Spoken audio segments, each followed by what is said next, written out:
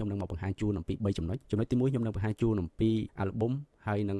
lyric របស់យើងហ្នឹងហើយចំណុចទី2ខ្ញុំនឹងបង្ហាញអំពីកន្លែងដែលយើងទៅ remaster នៅលើ Sono ហើយចំណុចទី3យើងនឹងមករកមើលកន្លែងដែលបង្កើតវីដេអូនៅលើ Sono អញ្ចឹងក្នុងហ្នឹងបងប្អូននឹងអាចមើលហើយធ្វើតាមសម្រាប់អ្នកដែលអត់ទាន់ដឹងឥឡូវយើងចូលមកដំបូងគឺទៅលើការបង្កើត lyric នៅក្នុងការបង្កើត lyric ឬក៏បង្កើត album ដំបូងនៅក្នុងចំណុចទី1នេះវាមាន2ដែលខ្ញុំត្រូវបង្ហាញទី1គឺ prompt ដែលបង្កើត album ទី2 prompt ដែលបង្កើត lyric អញ្ចឹង prompt បង្កើត album បងប្អូនអាចប្រើ prompt ដូចខ្ញុំក៏បានឬក៏បងប្អូនអាចសរសេរ seeding គ្នានឹងក៏បានដែរសម្រាប់ខ្ញុំធ្វើតែប៉ុណ្ណេះទេក្នុងការបង្កើត album គឺខ្ញុំអាចសរសេរកន្លែងនេះគឺថាឲ្យ create an English male កន្លែងនេះគឺសំដៅទៅលើសំឡេងមនុស្សប្រុសណាហើយបើយើងចង់ដាក់មនុស្សស្រីយើងគ្រាន់តែថែមពាក្យថា female ទៅបានហើយទៅយើងដាក់ male calm warm ហ្នឹងហើយ calm មានន័យថាសំឡេងគាត់ស្ងប់ស្ងាត់ប្រភេទ warm ហ្នឹងគឺកក់ក្ដៅសុសហ្នឹងបែបស្រទន់អញ្ចឹងណាអញ្ចឹងឲ្យបង្កើតបទចម្រៀងបែបហ្នឹងហើយដែលប្រាប់ជា album ហើយចំណងជើងកន្លែងនេះគឺយើងដាក់ចំណងជើងរបស់ album បដោតទៅលើអីឥឡូវខ្ញុំយកឧទាហរណ៍ដូចជា a couple lovers មានន័យថាដៃគូស្នេហាណាដៃគូស្នេហានៅក្នុង album ហ្នឹងខ្ញុំចង់ឲ្យខាង AI ជួយបង្កើតប្រភេទចម្រៀងជា album ជាមួយនឹងដៃគូស្នេហាអញ្ចឹងយើងប្រើ prompt បែបហ្នឹងយកមកបង្កើត album ឥឡូវខ្ញុំបង្កើតបាន album នេះអញ្ចឹងវាបង្កើតវាដាក់ title ឲ្យខ្ញុំម្នាក់គឺខ្ញុំអត់ប្រើ ChatGPT ដោយសារ ChatGPT មានគ្នាយើងច្រើនណាស់ប្រើឲ្យ AI នៅពាសពេញ platform ទាំងអស់បច្ចុប្បន្ននេះមិនថា Google មិនថា Facebook មិនថា TikTok មិនថា YouTube មិនថា ChatGPT សិតតែ AI អញ្ចឹង AI ទាំងអស់ហ្នឹងគឺយើងអាចយកជាជំនួយបានហើយយើងមិនបាច់ប្រើតែ ChatGPT ទេយើងប្រើ Google ដើម្បីកុំឲ្យជួនគ្នាច្រើនប៉ុន្តែវាមិនលែងទេបងប្អូននៅតែជួនគ្នាអញ្ចឹងឧទាហរណ៍ដូចជា morning coffee ដូចជា soap ដូចជាអីហ្នឹងទាំងអស់ហ្នឹងសិតតែនៅណាក៏មានតែគ្រាន់តែថាយើងកុំធ្វើលើ platform ដដែលយើងបដូរ platform ផ្សេងអញ្ចឹងទៅអញ្ចឹងដូចហ្នឹងខ្ញុំផាសអានេះ prompt របស់ខ្ញុំហ្នឹងមកពេលផាសហើយវានឹងបង្កើតជាបែបនេះវា overview AI overview ឲ្យយើងណានេះជាក្បាលខាងលើហ្នឹង introduction ណាហើយអានេះជា album title អញ្ចឹងយើងអាចយកវាទៅប្រើបានហើយយើងឆ្នៃវាតិចក៏បានដែរយើងអាចដាក់ត្រឹមតា the morning light ហ្នឹងក៏បានដែរឬក៏យើងអាចបដូរទៅជាអីផ្សេងក៏បានដែរហ្នឹងតែវាឲ្យមកស្រាប់អញ្ចឹងយើងអាចធ្វើអញ្ចឹងក៏បានដែរអាហ្នឹងវាបង្កើតឲ្យយើងតែម្ដងហើយនេះគឺជា artist មានន័យថា acoustic ប្រភេទ acoustic ហ្នឹងហើយជា male vocal ណាហ្នឹងហើយឃើញអញ្ចឹងហើយនេះគឺជា track list ឲ្យយើងនេះមក list ឲ្យយើងនេះសម្រាប់ចំណងជើងបទចម្រៀងក្នុងមួយ album ហ្នឹងអញ្ចឹងនៅក្នុងមួយ album នេះក្នុងមួយបទយើងអាចបង្កើតបាន2បទ4 6 8 10 12 16 18 20បទបាទ20បទបានមួយ album បាទអញ្ចឹងយើងយកអាហ្នឹងយកទៅបង្កើតចម្រៀងរបស់យើងអញ្ចឹងក្នុងការបង្កើតចម្រៀង lyric គឺយើងចូលមក prompt ទី2 prompt ទី2គឺខ្ញុំដាក់បែបនេះអញ្ចឹងយើងសរសេរមកឲ្យវាសរសេរជាមួយនឹង sono ហើយជា unique ហើយនឹង original ទៀតហើយ full lyric complete ដាក់កន្លែង full lyric ដើម្បីឲ្យចម្រៀងរបស់យើងបានវែងចាប់ពី3នាទីជាងទៅ4នាទីពេលខ្លះលូតដល់5នាទីទៀតអញ្ចឹងក៏ដាក់ full lyric ហ្នឹងហើយ couple នេះរបស់យើងត្រូវហើយ English male vocalist ហ្នឹងហើយហើយអស់ហ្នឹងអស់មួយ tone អស់ហ្នឹងគឺមក play ហើយកន្លែងចុចនេះគឺយើងប្រើចំណងជើងបទចម្រៀងមកឥឡូវយើងដាក់ប៉ុណ្្នឹងមកហើយបន្ទាប់មកយើងមកយកចំណងជើងបទចម្រៀងមិញនេះឥឡូវយើងចាប់ដើមពីបទ morning coffee យើង copy ប៉ុណ្ណេះមកក៏បាន copy ទាំងអស់នេះក៏បានដែរការរៀបរាប់មក copy ចឹងហើយយើងចូលមកក្នុង prompt របស់យើងកន្លែង tray នេះយើងផាសវាចូលមកហ្នឹងហើយអញ្ចឹងឥឡូវខ្ញុំ enter វាសិនកុំឲ្យវាលក់វែងពេកបងប្អូនមើលអត់ឃើញអញ្ចឹងនេះយើងផាសមិញត្រឹមនេះមកនេះមិញហ្នឹងហើយអញ្ចឹងយើង copy ទាំងអស់ហ្នឹង copy prompt ទាំងអស់ហ្នឹង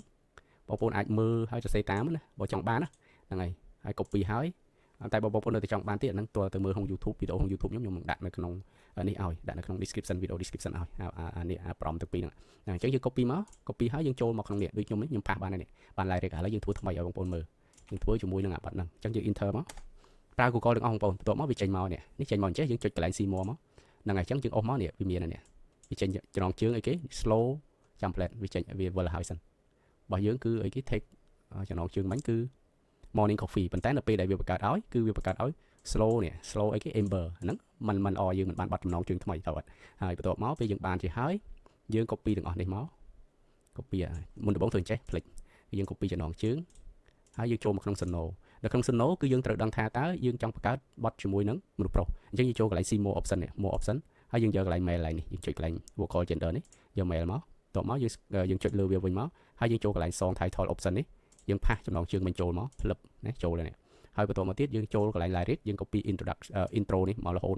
ហូតដល់ outro មកនេះមកចប់ត្រឹមហ្នឹងមក right click copy មកហើយដាក់មកចូលក្នុងប្រអប់នេះប្រអប់នេះអញ្ចឹងយើងចុចផាសមកផាសចូលក្នុងប្រអប់ហ្នឹងនៅសល់ប្រអប់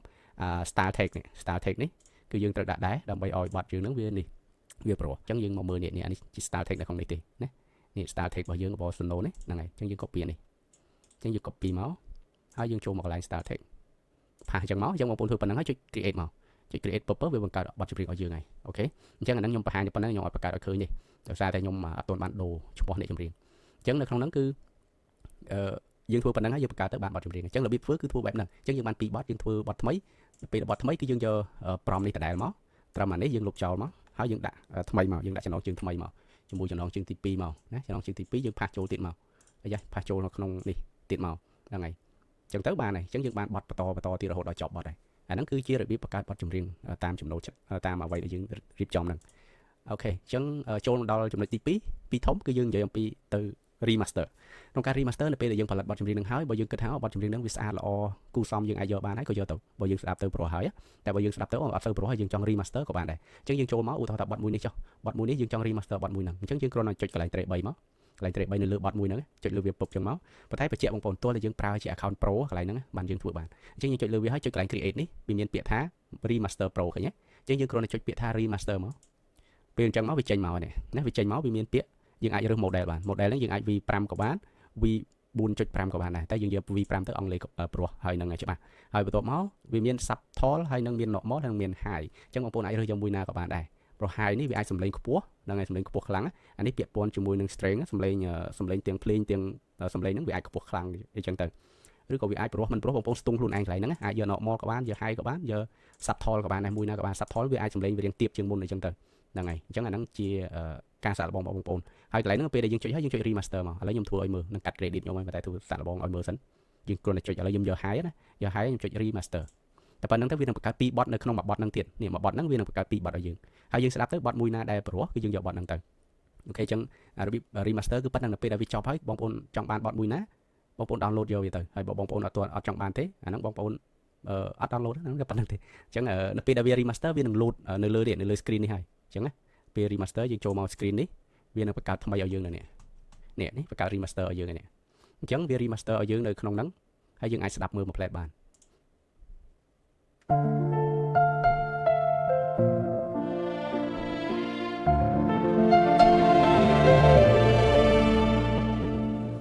Shadows fade on empty skies. នេះមួយទៀតពីបទហ្នឹងគឺវា master យើង Of love upon his hands. ស្ដាប់ទៅគឺវាព្រោះវារំដំជាងមុនណាហ្នឹងហើយអូខេអញ្ចឹងនៅក្នុងហ្នឹងគឺរបៀប remaster បែបហ្នឹងអញ្ចឹងបងប្អូន remaster ទៅវានឹងកាត់ credit ថែមទៀតដូចជា10 credit ហើយនេះឃើញវាបានទេឃើញដល់ពេលយើងបង្កើតបទចម្រៀងដាក់ full lyric គឺវាបាន4នាទីឃើញទេ4នាទីគឺជាបទដែលយើងអាចយកទៅប្រើជាមួយនឹង YouTube ឡងបានហ្នឹងហើយបន្ទាប់ហ្នឹងពេលដែលយើងបានបែបហ្នឹងហើយយើងចង់បង្កើតវាជាវីដេអូនៅក្នុង Sono និង Sap ក៏បានដែរយើងចុចកន្លែង track 3ឧទាហរណ៍យើងយកបទនេះយកមកធ្វើជាវីដេអូយើងចុចកន្លែង track 3មកបន្ទាប់មកបងប្អូនចូលកន្លែង download ហើយបងប្អូនមើលពាក្យថាវីដេអូខាងក្រោមនេះអញ្ចឹងយើងគ្រាន់តែចុចទៅវានឹងបង្កើតវីដេអូយើងតែម្ដងណាវីដេអូ Pro អញ្ចឹងយើងចុចមកតោះមកនេះវា generate វីដេអូយើងអញ្ចឹងវីដេអូហ្នឹងវានឹង download auto នៅពេលដែល generate រួចរាល់អញ្ចឹងយើងរងចាំវា download បន្តិចសិនទៅអញ្ចឹងវីដេអូហ្នឹងរៀងវែងបន្តិចដោយសារតែវាមាន 3-4 ចំណុចដែលខ្ញុំបង្ហាញហ្នឹងដូចខ្ញុំរំលឹកឡើងវិញអញ្ចឹងគឺខ្ញុំបានបង្ហាញហើយអំពីការបង្កើត album ហើយមួយទៀតគឺការបង្កើតជាមួយនឹង lyric ចម្រៀងដែលយើងមិនប្រើ ChatGPT ទៀតទេហើយមួយទៀតគឺយើងបង្កើតធ្វើម៉េច remaster នៅលើ Sono ហ្នឹងហើយចុងក្រោយគេគឺយើងផលិតវីដេអូនៅក្នុង Sono នឹងស្រាប់អញ្ចឹងយើងធ្វើហ្នឹងគឺបានមក play យើងអាចយកទៅប្រើការបានឥឡូវរួចរាល់ហើយវីដេអូរបស់យើងគឺរួចរាល់ហើយនេះវា download ឲ្យហើយអញ្ចឹងយើងអាចចុចមើលបានយើងបើកមើលនេះ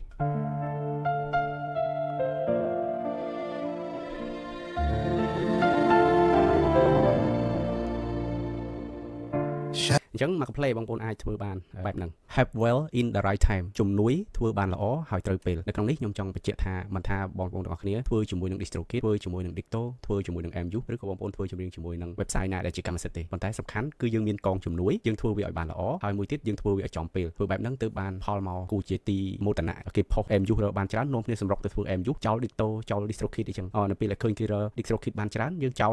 MU ចោលអីផ្សេងៗមកធ្វើ DistroKid អាហ្នឹងទៅមកភ្លើងចម្បើងមកខ្យល់ធ្វើបែបហ្នឹងអត់បានផលទេបងប្អូនអញ្ចឹងយើងអត់សំខាន់ទៅលើ website មួយណាទេវាដូចតែគ្នាទេតែសំខាន់បដោតទៅលើវាធ្វើឲ្យបានល្អហ្នឹងល្អទៅលើបទចម្រៀងរបស់យើងផលិតបទចម្រៀងរបស់យើងឲ្យបានល្អទៅឲ្យបានទាក់ទាញទៅហើយមានកងជំនួយទៅជាយាមរើជំនួយដូចជា traffic ហើយខ្ញុំបានចែកម្លែករឿង traffic ហ្នឹងច្រើនហើយពី Facebook ពី TikTok ធ្វើវាជាប់លាប់កុំឲ្យពេលគេចែកម្លែករបស់ដែលគេចែកម្លែកហើយហាក់បីដូចជាគ្មានប្រយោជន៍យើងមកពីអីមកពីយើងអត់ព្យាយាមធ្វើយើងព្យាយាមធ្វើវាជាជាប់លាប់ភាសាអង់គ្លេសគេហៅថា consistent ណាធ្វើវាឲ្យជាប់លាប់កុំឲ្យដាច់ធ្វើជាប់រហូតទៅវាយើងនឹងបានផលហើយអាហ្នឹងករណីហ្នឹងហើយមួយទៀតយើងធ្វើឲ្យត្រូវពេលមានន័យថាអារម្មណ៍ប្រភេទណាយើងព្យាយាមស្វែងរកទៅលើបទចម្រៀងដែលយើងបដោតទៅលើអារម្មណ៍ប្រភេទណាដែលខាងបរទេសគេចូលចិត្តមើលគេចូលចិត្តស្ដាប់គេចូលចិត្តអីចឹងទៅអាហ្នឹងទៅធ្វើទៅតាមកលៈទេសៈហ្នឹងចឹងអញ្ចឹងសង្ឃឹមថាវីដេអូហ្នឹងនឹងផ្ដល់ជាប្រយោជន៍ដល់បងប្អូនយើងហើយកុំភ្លេចជួយ follow page ហើយនឹង share វីដេអូផងជួយ subscribe channel ផងអរគុណច្រើនជួបគ្នាវីដេអូក្រោយ